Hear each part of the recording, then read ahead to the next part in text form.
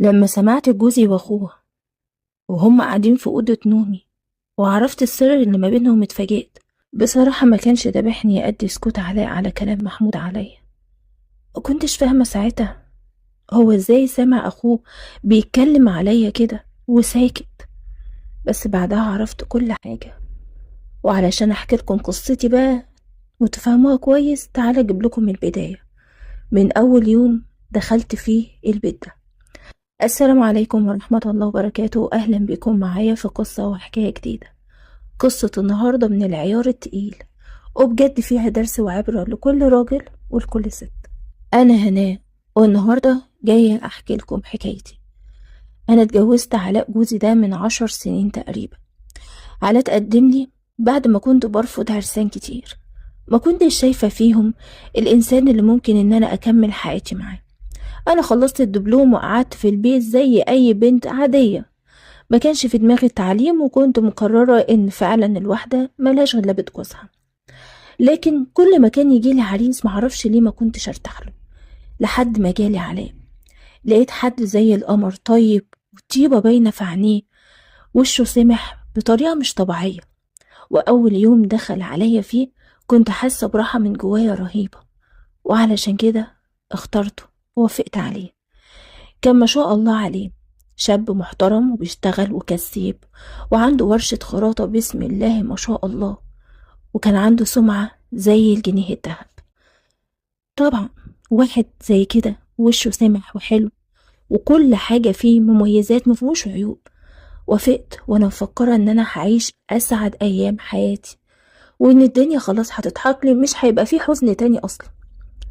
اتخطبنا وجاب لي دهب كويس جدا وعمل لي شبكة، مع ان الشبكة بتبقى على العروسة، وكان فرحان بيا وطاير بيا طير. في خلال فترة الخطوبة اللي كانت سنة حبيته، عشقته، مت فيه، وبقى هو بالنسبة لي الراجل والحب. أي حاجة بتعبر عن معنى الرجولة كان هو بالنسبة لي علاء. ما كانش فيه اختلاط بيني وبين أي حد من عنده. هي والدته كانت ست طيبة بس كانت مريضة، كان موصيني عليها توصيات كتيرة قوي، بس قبل ما اتجوز كانت ماتت. وعنده أخوه أصغر منه تقريبا ب3 سنين، بس كان متجوز قبل منه، وما كنتش أعرف حاجة عنه ولا تفاصيل ولا اهتميت بيه. وسبحان الله، زي ما يكون علاء عارف ان هو مش هيعمل لي فرح كبير في الدخلة، لان امه ماتت قبل الميعاد اللي احنا محددينه بتاع الفرح تقريبا ب3 شهور. بس علاء صمم ان احنا ندخل في الميعاد اللي احنا متفقين عليه لاسباب كتير، منهم ان هو خلاص بقى قاعد لوحده، مش هيقدر يستنى ان هو يفضل قاعد كده. هو كان مخلي السنة دي كتعارف وكمان تجهيزات للبيت علشان يعمله زي ما انا كنت بطلب منه بالظبط، يعني مش اسباب يعني تخليه ان هو يقعد مستني كمان. ففعلا جه واتكلم مع ابويا وامي وقال لهم ان هو عايز نخش في نفس الميعاد بتاعنا. وطبعا انا فرحت وقلت مش مهم فرح، لان الفرحة في القلب. زائد ان انا كنت شايفة ان الفرح الاولاني اللي هو عملهولي بصراحة كان يكفي ويوفي. وخلاص جهزنا البيت زي ما كنت طالبة بكل تفصيلة، فرشنا الشقة، وكنت حاسة بكل أجواء السعادة اللي في الدنيا كلها. في الوقت ده عرفت إن أخوه محمود في مشاكل بينه وبين مراته، مشاكل كبيرة قوي واصلة لحد الطلاق، ومن ضمنها إن محمود مقصر مع مراته في كل حاجة في حياتهم الزوجية، من مصروف لاهتمام لمراعية. يعني ساعتها حسيت إن هو شخص تاني، مش زي علاء خالص. بس بصراحة قلقت، قلت اللي يكون علاء كده في البداية وبعد كده يبقى زي مين؟ يبقى زي محمود. وفي وسط التجهيزات دي لقيت نفسي بتصل على مرات محمود وبسألها، لقيتها بتقولي ملكيش دعوة بمحمود خالص، محمود حاجة وعلاء حاجة تانية.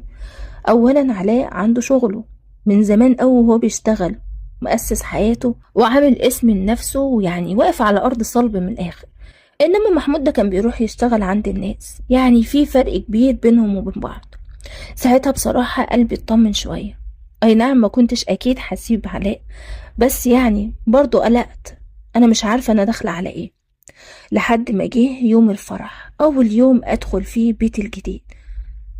اكتشفت في اليوم ده ان علاء مش بس راجل طيب، هو زوج حنين جدا لأبعد حدود. كل طريقته معايا في التعامل لطيفة وهادية وحنينة. سبحان الله، مع انه شغال في خراطة والناس تقولك ان الناس دي بتبقى عنيفة وايدها ناشفة، انما علاء كانت ايدي حنينة قوي. ما كانش بيتعامل معايا في اي حاجة بعنف، كل حاجة معايا كانت بالسياسة وبالهزار، بالطبطبة والحنية. وبعد اول شهر جواز حسيت ان انا ملكت الدنيا كلها، حسيت ان انا اتجوزت احسن راجل في الدنيا. حبي ليه زاد بقى اضعاف مضاعفة من اول شهر بس، وانا عرفت ان انا اخترت الحمد لله صح.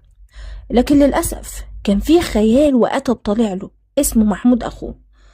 محمود في الفترة دي كان فعلا طلق مراته وجه يستنجد بعلاء، لأنه طبعا ده أخوه الوحيد، وساعتها ولا أب ولا أم.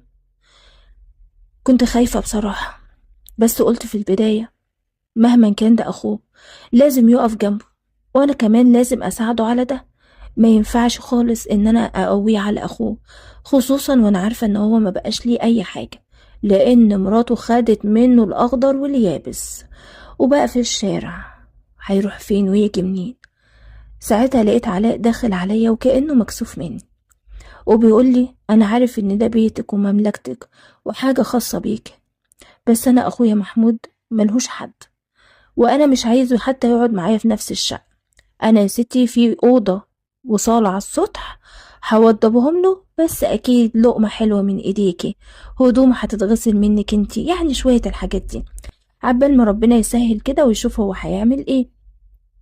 فأنا ساعتها كنت عايزة أقوله فين شقته؟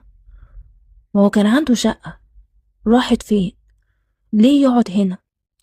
بعدين رجعت وسكت وقلت لا، أنا لازم أقف جنبه زي ما أنا قلت في البداية.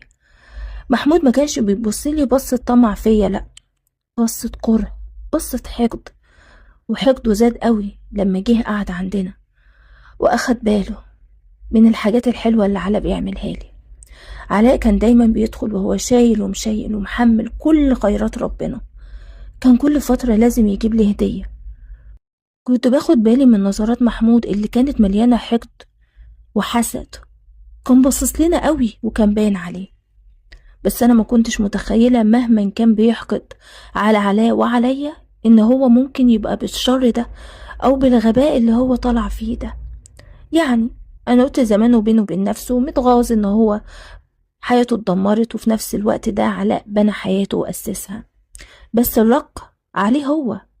زي ما قالت طليقته، محمود ما كانش واقف على أرض صلبة زي علاء. وقت ما جه يتجوزني كان مؤسس شغله وحياته اللي هي العملية، يعني راجل عارف هو بيعمل ايه. كمان ربنا بيدي كل واحد على قد نيته. لحد ما في يوم واحنا قاعدين على الأكل وكنا عاملين بط وحمام، أنا مش من النوع اللي بيهدر في الأكل، يعني حتى لو عاملة أكل من ده أي حاجة بتفضل بشيلها وأعمل لها زي إعادة تدوير وأدخلها في أكلة تانية وكده، يعني ما بنرميش حاجة، لم اللحمة تلم. بس أنا بتكلم عليه هو في اليوم ده واحنا قاعدين بناكل، لقيت سبحان الله كده يا جماعة عيني عينك بيحسدوا. لقيت ساعتها محمود بيقول لعلاء بس انت يا علاء طول عمرك وانت محظوظ، النشفة في ايدك خضرة، وسبحان الله التراب في ايدك بيبقى دهب، عامل سمعة زي الفل، الورشة بتاعتك شغالة زي الجنيه الدهب، اي حاجة بتدخل فيها وتعملها بتنجح، انما انا من يومي وانا فاشل. وساعتها كنت اول مرة اعرف ان هو جرب يعمل مشروع زمان قوي اكتر من مرة، وكل مرة الدنيا ما كانتش بتتظبط معاه، ما كانش بيفكر ان ده من قلبه وسواد قلبه. ساعتها بيني وبين نفسي حطيت ايدي على صدري كده وقلت اعوذ بالله، كل اعوذ برب الفلق. باصص لعلاء في كل حاجة كده، ربنا بيدي كل واحد على قد نيته، علشان كده علاء كان واخد كل الخير كله، يقوم يحقد عليه ويحسده عيني عينك كده. بعد ما لميت الاكل ودخلت انا وعلاء اوضتنا، بصراحة قلت له انت ازاي يا علاء بتسكت لمحمود على الكلام ده؟ قعد يضحك وقال لي يا شيخة ده كلام خايب، كبر دماغك، ده بيهزر معايا. قلت له بس ده مش هزار يا حبيبي، ده بيحسدك في عينك وهو بياكل من خيرك وقاعد معاك على طبلية واحدة. انا مش عارفة ليه علاء ما برتاحش لاخوك. راح قال لي ليه، هو بيبصلك بصة وحشة ولا بيعملك حاجة؟ قلت له لا الصراحة انا مش قصدي كده، لا حرام، انا مش هظلمه، انا بيبصلي بصة بحس ان هو بيحقد علينا، بيكرهنا، بيحسدنا. قال لي يا شيخة سيبها على ربنا، الواحد بيعمل اللي عليه، وطالما الواحد مع ربنا ما يهموش حاجة. انت عندك حق فعلا يا علاء، بس اللي محمود كان بيحاول يخطط له حاجة ما تجيش فعلا على تفكير إبليس. عدى الوقت، ساعتها كانت كملنا سنة بعد الجواز ومفيش حمل، فلقيت محمود بنفسه اللي بيلفت انتباه علاء وبيقول له ايه، إلا كده يا علاء مفيش أي حاجة جاية في السكة، بقالكوا سنة متجوزين، ده أخوك بعد 3 شهور بس عرفت الخبر إن مراتي حامل، وانت في ايه؟ ساعتها أنا فهمت بقى، فهمت كل حاجة، لأنه ساعتها قال والله أنا زعلت إن أنا خلفت، لأن بسبب أم الخلفة دي خدت مني الشقة. فأنا فهمت الدنيا، بس هو ما كانش شايل هم حاجة، لأنه كان عارف كويس إن علاء هيقف جنبه ويساعده وقت ما يعوز يتجوز، ومحمود ما كانش في دماغه الجواز في الوقت ده. المهم، كلام محمود كان بالنسبة لي زي السم. ساعتها علاء طيب بخاطري وطبطب عليا وقال له يا عم الله أعلم، يا عالم العيب عند مين، على العموم احنا هنروح لدكتور كويس ونشوف الدنيا ايه. بس انا من جوايا زعلت واتضايقت، وكأنه بيحاول يدور لنا على حاجة تعكنن علينا. رحنا فعلا لدكتور كويس جدا، كان هو سائل عليه وحد من صحابه واداله اسمه وعنوانه ورقم التليفون، حجزنا ورحنا. الدكتور كشف عليا بإشاعة كده مبدئيا، قال لي انت عندك الرحم ضعيف ومفيش اي مشاكل، الدنيا كويسة ومفيش اي تكيسات ولا حاجة، بس في شوية تحاليل بقى تتعمل. في نفس الوقت عمل تحاليل برضو لجوزي، المفروض ان احنا هنروح في ميعاد. لسه داخلين البيت ولسه ما عرفناش حاجة، الاقي لك محمود ده طالع من تحت الارض كده وراح قايل لعلاء ها حصل ايه؟ فعلاء قال له اللي حصل ان لسه ما عرفناش حاجة. فبعدين قال له انا والله يا اخويا كنت عايز اشرب كوبايتين شاي معاك، بس مش عارف بقى هي هناء تعبانة ولا ممكن تعمل شاي. فقلت له لا عادي، ورحت داخله المطبخ وولعت على الشاي ورحت غيرت هدومي. وانا طالعه سمعت الاستاذ محمود وهو بيقول له والله انا حاسس ان مراتك دي هي النحس اللي دخل البيت، وحاسس ان ربنا عمره ما هيكرمك بالخلفه بسببها، انا متاكد ان العيب فيها. فراح على قايل له حرام عليك يا ابني، احنا لسه ما عرفناش حاجه، ما تبقاش عندك سوء ظن كده، وبعدين نحس ايه؟ بالعكس ده هناء من ساعه ما دخلت البيت وانا حاسس ان هو جنه ومفيش اي مشاكل عندي، انت يا ابني بتجيب الكلام ده منين؟ ولما لقى علاء مش عاجبه كلامه راح قلب الكلام هزار وقلب الموضوع خالص. بصراحه انا اتضايقت وزعلت، ومن الوقت ده وانا فعلا حاسه ان محمود بيتدبر لحاجات بس انا مش فاهماها. بقيت على طول مخنوقه ومتضايقه، وغابت السعاده عن حياتي بسبب وجوده. انا مش متقله منه ولا من خدمته ولا من المصاريف اللي بيصرفها اخوه، هما حرين واخوات مع بعض، بس انا مش عارفه هو بيكرهني ليه، ليه عايز يبوظ حياتي مع الانسان الحنين الطيب اللي ما شفتش منه غير كل حاجه كويسه؟ ليه بيحقد على اخوه بالشكل ده؟ ليه مش عايزه يعيش سعيد معايا؟ ومن الوقت ده في حاجات كتير ابتدت ان هي تبان بالتدريج، واحده واحده. بعد ما رحنا للدكتور في الميعاد اللي هو كان طالبنا نروحه فيه، الدكتور قال لنا ان احنا الاتنين كويسين ما عندناش اي مشاكل. وفي نفس اليوم ده نفس الحكاية برضو، محمود وقف عليه وقعد يتودود معاه ويقول له بس يبقى مراتك بتاخد حاجة يا معلم عشان ما تجيبش عيال منك، شوف بقى ايه اللي في دماغها. كلام يمخول دماغ اي حد. هو ليه عايز يشكك جوزي فيا؟ انا بقيت بتعمد دايما لما الاقيهم هما الاتنين بصراحة مع بعض ابقى عايز اعرف هو بيتكلم معاه في ايه، ما هو كل مرة بسمع كلام عليا، كل مرة بسمعه بيسخن جوزي عليا، فبقى عندي فضول دايما اسمعهم وهم قاعدين وبيتكلموا مع بعض. زادت تصرفات محمود الغريبة، ما كانش بيفكر يعمل اي حاجة وهو قاعد معانا.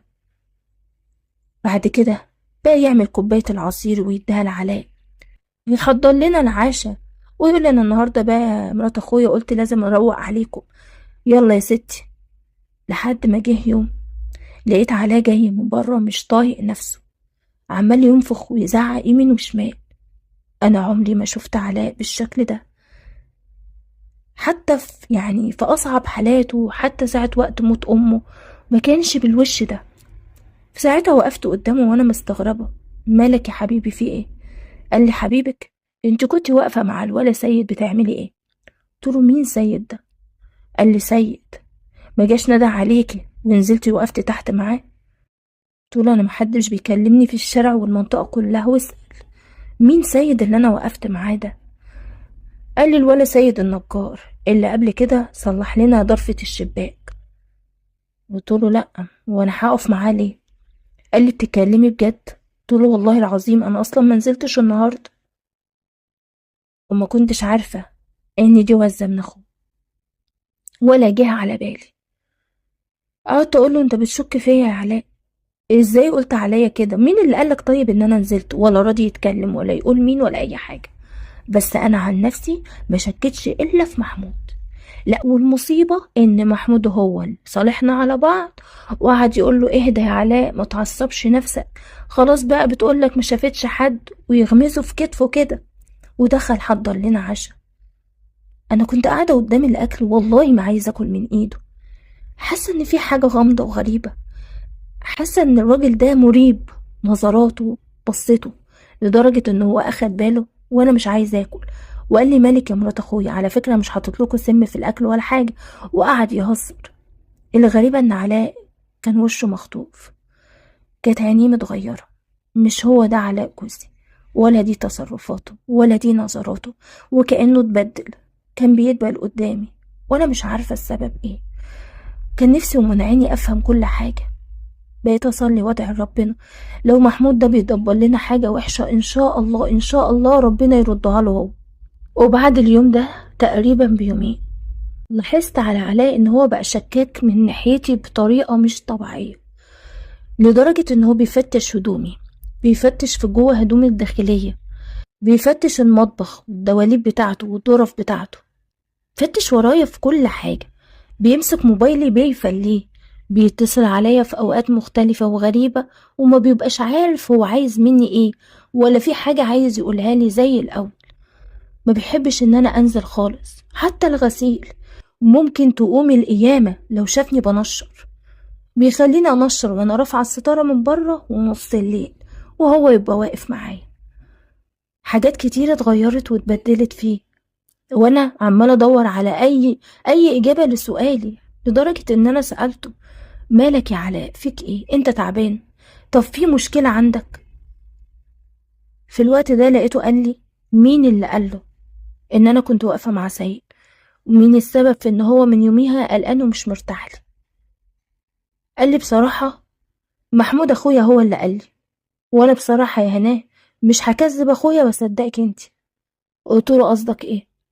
يعني انت مصدق ان انا كنت واقفة مع الولا؟ ولو كنت واقفة معاه هقولك معنى ان انا ما قلتش معنى كده ان انا انسانة وحشة؟ معنى كده ان انا ست بخونك؟ انت قصدك ايه؟ قال لي معرفش والله، احسبيها زي ما تحسبيها، بس انا في اللحظة اللي انا فيها دي انا مش طايق ابص في وشك. خدي بعضك وروحي ادخلي اي اوضة تانية غير الاوضة دي. انا بجد يا هناء دلوقتي مش عايز المح وشك ولا اسمع صوتك. قلت له هو في ايه اللي بيحصل؟ قال لي معرفش، انا بقولك وخلاص قومي من قدامي الدقيقة دي.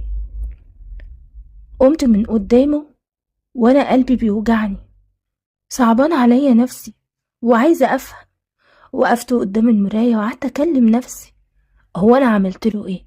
طب محمود نفسه انا اذيته في ايه؟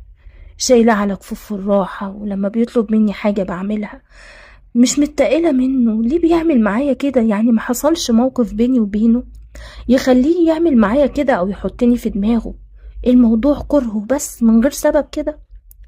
لدرجة ان انا قلت انا لازم افتش الأوضة بتاعته، انا حاسة ان الراجل ده وراه حاجة. وفعلا تاني يوم لما مشوا وانا قاعدة لوحدي طلعت وفتشت الأوضة بتاعت محمود حتة حتة، ما كنتش لاقي حاجة، لحد ما جه في بالي ان انا ابص تحت مرتبة السرير. معرفش ليه بصيت فعلا في الحتة دي. ساعتها لقيت ورق مكتوب عليه كلام مش كلام مش بتاعنا، مش من دنيتنا، حاجات انا مش فاهماها، وصورة ليا انا وعلاء مقسومة نصين، معمول عليها حاجات زي اللي احنا بنشوفها بالظبط على النت، اللي هي بتاعت الاعمال والسحر والشعوذة والكلام ده. بس انا في الوضع اللي انا فيه ده قلت لا، ده واضح فعلا ان هو بيعمل لنا عمل، اصل اللي بيحصل بيني وبين علاء مش طبيعي. وازاي علاء مسلم له وبيسمع كلامه وبيشك فيا بجد؟ وانا فعلا عمري ما خنته، ومستحيل مستحيل ان انا كنت اعمل كده. قلت ده الموضوع كبير قوي قوي معاك يا محمود للدرجة دي تكون انت اللي عامل فينا كده. وقعدت افكر كتير، اواجههم، اقول لعلاء اللي انا شفته، اعرف محمود ان انا عرفت. بعدين قلت لا، انا بصلي وكمان علاء بيصلي، افتكر ان احنا كده المفروض نكون متحصنين. مفكرتش اعمل اي حاجة تانية في البيت، كان المفروض اعمل اي حاجة بس انا ما عملتش بصراحة. وفي نفس الوقت قلت انا هحرص من محمود على قد ما اقدر، بس مش هقول بأي حاجة ولا هعرفهم ان انا عرفت. وبقيت اراقب محمود وعلاء لحظة بلحظة. ما بقيتش بعرف انام، ما بقيتش اعرف اكل، ما بقيتش اعرف اضحك، ما بقيتش اعرف اعمل اي حاجة.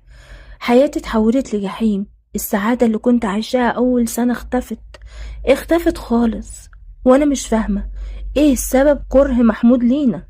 ركزت في تصرفات محمود وانتبهت لموضوع العصير والاكل اللي هو بيعمله، وساعتها جه في بالي ان هو ممكن يكون بيحط لنا حاجة في الاكل دي وحاجة في العصير. علشان كده علاء حرفيا بيسمع كل كلمة هو بيقولها له ومستسلم له تمام. زادت عصبية علاء معايا بطريقة مش طبيعية، وزادت حدته معايا في الكلام وغيرته وشكه بمعنى أصح. بقيت حاسة إن في حاجة بتتدبر من ورايا، وبسأل نفسي طب لما هو بيشك فيا قوي كده مش بيطلقني ليه؟ مش بيسيبني ليه؟ عايزين مني ايه؟ ما بقيتش اكل من ايده خالص. بقيت احاول ان انا اشغل قرآن. سألت على النت على موضوع السحر والأعمال، بس ساعتها اتأكدت ان المفروض حاجات كتير تتعمل. طالما الواحد بياكل الحاجة او يشربها ففي اجراءات المفروض ان انا اعملها، بس انا مش عارفة اروح فين واجي منين. سندي الحقيقي تعبان قدامي، وانا ما كنتش بحب ادخل اي حد في حياتي. علاء تقريبا خلاص ما بقاش ينام جنبي نهائي، ولا يلمسني ولا يكلمني ولا اي حاجة خالص. وانا خلاص بقيت براقبه بس، بتجسس عليهم، بصحى نص الليل علشان اعرف ايه اللي بيحصل.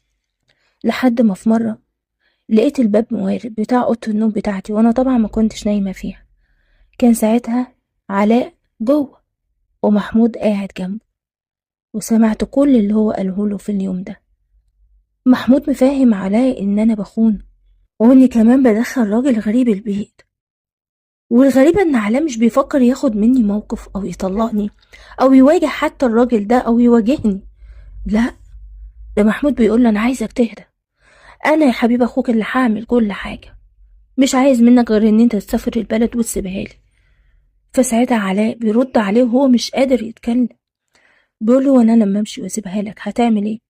قال له هصورها فيديو وهي بتخونك وامسك عليها دليل، هخليها تتنازل عن كل حقوقها قبل ما تتطلق، علشان ما تعملش فيا زي الجوازة اللي انا دفعت فيها دم قلبي.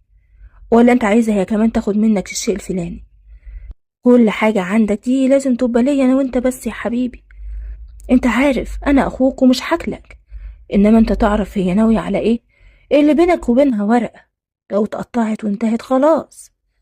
فساعتها علاء بيكلمه بكل هدوء وبيرد عليه وبيقول له طب ما انا اطلقها وخلاص او اسيبها. قال له حقك يا ابني يروح حضر، بقولك هتاخد منك الشيء الفلاني، وانت عايزها ما تدفعش تمن خيانتها ليك يا علاء. انت اخويا وانا ما يهونش عليا كده، سافر انت وملكش دعوه. ولقيت علاء ساكت، سمع كلام اخوه وهو بيتهمني في شرفي وبيطعني فيه وبيخطط ان هو يصورني فيديو، وساكت. وبعدها بشويه سأله وقال له طب انت هتصورها ليه؟ قال له امال يا عم هددها ازاي وخلاها تمضي ان هي تتنازل؟ ما احنا لما نصورها فيديو هتخاف من الفضيحة، ولما تخاف من الفضيحة هتمضي على اي حاجة. اسألني انا، هي الحريم كده. معلش بقى يا اخويا، احنا اصلا ملناش نصيب مع الحريم، اذا كانت مراتي ولا مراتك. بس انا مراتي ما كانتش بتخوني، هي بس كانت مخنوقة مني اهو، يلا هي راحت لحالها. وعلاء ساكت. من اليوم ده وانا عينيا ما نشفتش ومش قادرة اتكلم مع علاء. عندي سكوت غريب معرفش سببه ايه، مش عارفة اواجه. وحاطة في دماغي ان هو مش هيصدقني. عايزة امسك بدليل، عايزة اثبت الموضوع، بس مش عارفة اعمل ايه. علاء ما سافرش، ودي تقريبا الحاجة الوحيدة اللي ما سمعش فيها كلام محمود، رغم ان محمود حاول يقنعه بكل الطرق، وفي نفس الوقت ما اتغيرش معايا للأحسن وما بقاش كويس، بس بقى تايه وبينسى وعصبي أكتر من الأول، وهجره ليا زاد أوي عن حده.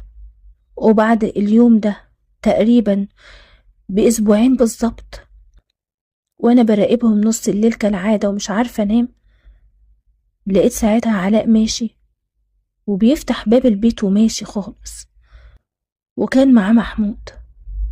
كانوا ماشيين بيتسحبوا، وأنا كنت حاسة إن في حاجة غريبة ومريبة، مش عارفة الراجل ده ممكن يكون بيعمل ايه لجوزي اكتر من اللي هو بيعمله. انا بصراحة ندمت على سكوتي طول الفترة اللي فاتت، كان في ايديا اخد موقف، كان في ايديا اقول لعلاء او حتى اروح لشيخ جامع او اي حاجة، بس انا سلبيتي برضو دي هي كانت السبب.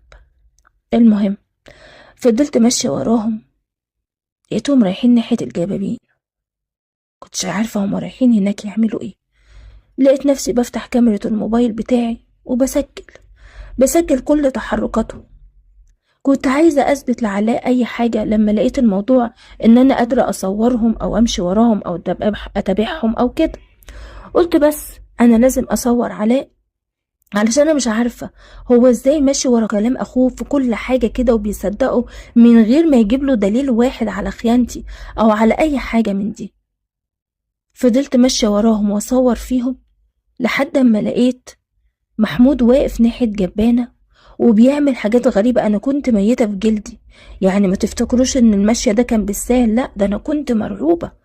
بس بصراحة اللي أنا فيه والذل والقهر والتعاسة والكآبة اللي بقيت فيها كانت مدياني شوية شجاعة إن أنا عايزة أفهم وعايزة أعرف نهاية الموضوع ده على إيه. اتحديت الخوف اللي في قلبي والفضول ملكني علشان أوصل للحقيقة، وبجد عملت مغامرة أنا مش متخيلة لغاية دلوقتي إن أنا عملتها. فضلت أصور فيهم لحد ما لقيت محمود برضو واقف يقول الكلام اللي مش مفهوم، بجد زي بجد بالظبط أفلام السحر. والغريبة إن هو ممسك علاء الكيس اللي هو كان معرفش شايل فيه إيه ده، ومخلي علاء بنفسه هو اللي يدفنه وهو بيقول وراه كلام. ساعة لما لقيت علاء بيتكلم معاه قلت بس علاء مغيب، علاء في حاجة فيه هو ماهوش عارفها ولا أنا، أكيد محمود هو اللي عامل فيه كده، الله أعلم اللي هو بيشربهوله ولا بيأكلهن ده كان فيه إيه. بس ساعتها أول ما لقيت محمود خلاص هيدفن الحاجة دي وبيقول كلام زي أنا كرهتك أو أنا مش طايقك أو أنا مش عايزك، معرفش كلام شبه كده، أنا بعيدة بس الصوت كان واضح بالنسبة لي. طبعا الدنيا ساكتة والدنيا ليل وهص هص.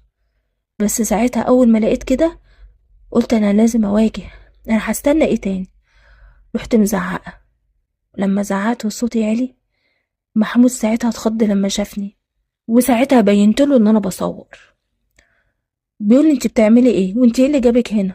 قلت له بصورك يا حقودي يا ابو غل يا كداب يا مشعوذ، انا كنت شاكه ان انت بتعمل لنا اعمال، بس مش جاي في بالي ان الحاجات دي موجوده في الحقيقه بالشكل ده. يعني انا متخيله ان الحاجات دي ما بتاثرش على الواحد بالطريقه دي. وقعدت اصوت في وش عليه عشان عايزاه يفوق لنفسه يوعى لنفسه. برضو انا حساه تايه ومذبذب وهو واقف، وهو بيقول له شفت يا علاء مراتك بتخونك ازاي؟ قلت له بخونه ايه، انا بصورك عشان انا هوريك كل حاجه لما يبقى فايق وواعي لنفسه. انا هفضحك وهخلي الناس كلها تعرف حقيقتك، هطلعك من بيتي بفضيحه، هخلي الناس كلها ما تطقكش ومحدش يبص في وشك، ومفيش حد هيصدقك، كله هيصدقني عشان انا معايا الدليل. محمود بقى هيموت عايز ياخد من ايدي التليفون بأي شكل، لدرجة ان هو طلع من ايده سكينة. وسبحان الله لاجل ان ربنا عايز ينقذني ساعتها علاء فاق، حتى اي نعم ما كانش فايق بنسبة كبيرة، بس بقى واعي ان انا واقفة قدامه وان اخوه بيزعق لي.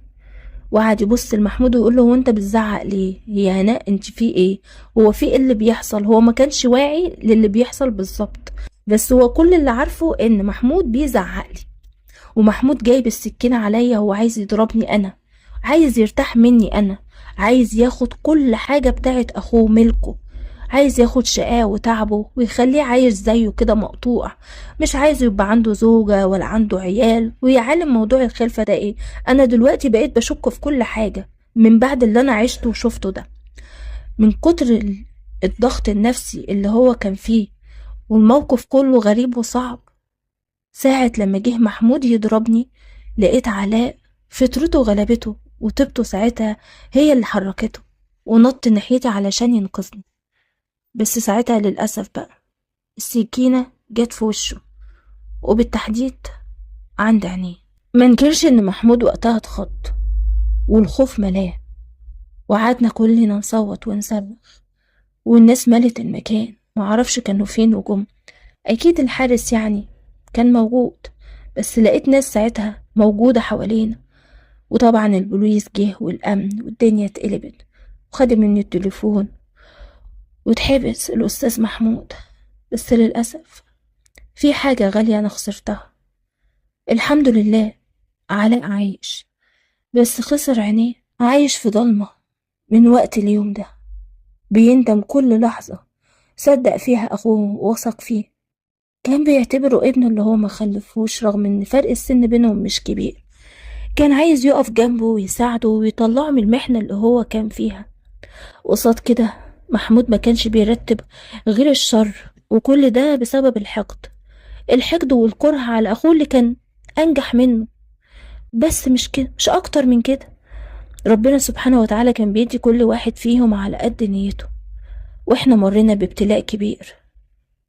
علاء صابر وراضي، كل اللي بيضايقه بس ان هو شك فيا، كل شوية يتأسف لي ويعتذر لي ويقول لك حقك على راسي، وانا الحقيقة مش زعلانة منه لاني مقدرة جدا اللي هو كان فيه، وبرضه بحمد ربنا ان هو موجود معايا. هو ضحى بنفسه علشاني، ولولا كان زماني ميتة دلوقت.